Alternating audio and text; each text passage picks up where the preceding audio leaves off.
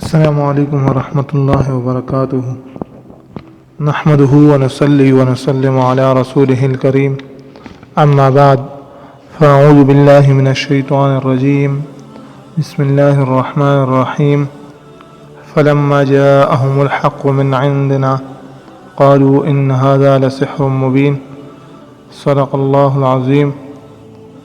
میں ہوں طارق جان حقانی اور آپ دیکھ رہے ہیں اسلام راہ نجات۔ ناظرین کرام، آج ہم دوسرے موضوع شروع کر رہے ہیں اور اس موضوع پر تمام مذاہب متفق ہیں کہ اس شے کا وجود دنیا میں موجود ہے، لیکن ہر مذہب میں اس کا طریقہ جدا جدا، اس طرح مختلف زبانوں میں ان کے اوراد جدا جدا ہے، جبکہ اسلام نے اس پر سخت نکیر فرمائی ہے۔ اس موضوع کا نام ہے جادو۔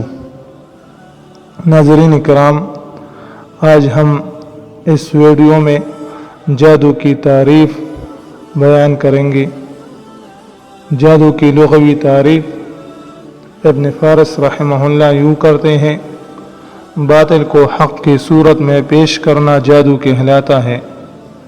معجم الوسیط میں ہے کہ جادو وہ شے ہے جس کا ماخذ و بنیاد انتہائی باریک و دقیق ہوتا ہے۔ امام زہری رحمہ اللہ جادو کی تعریف یوں بیان کرتے ہیں کہ سحر کی اصل کسی چیز کو اس کی حقیقت سے پیرنا ہے۔ جادو کی اصطلاحی تعریف: امام فخر الدین رازی رحمہ اللہ جادو کے بارے میں فرماتے ہیں: شریعت کی روشنی میں جادو اس شے کا نام ہے جس کا سبب مخفی ہو اور جو اپنی حقیقت کے برعکس دکھائی دے، نیز وہ کام دھوکہ اور پوشیدگی پر مبنی ہو۔ علامہ ابن قیم رحمہ اللہ سحر کی تعریف اس طرح کرتے ہیں کہ سحر ارواح خبیثہ کی تاثیرات سے مرکب ہوتا ہے، جس کی وجہ سے بشری طباع و قوتیں متاثر ہوتی ہے۔ علامہ ابن قدامہ رحمہ اللہ فرماتے ہیں: جادو چند کلاموں اور منتروں کا مجموعہ ہے جنہیں پڑھا یا لکھا جاتا ہے۔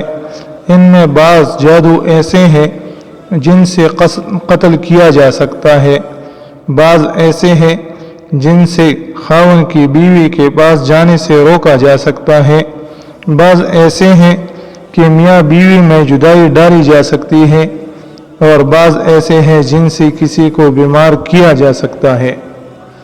ناظرین کرام،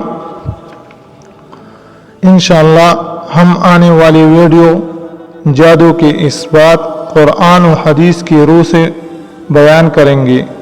اگر آپ کو جادو و سحر کے بارے میں کوئی مشکل درپیش ہو تو آپ ہمیں کمنٹ سیکشن میں ضرور آگاہ کریں۔ وآخر دعوانا ان الحمد للہ رب العالمین۔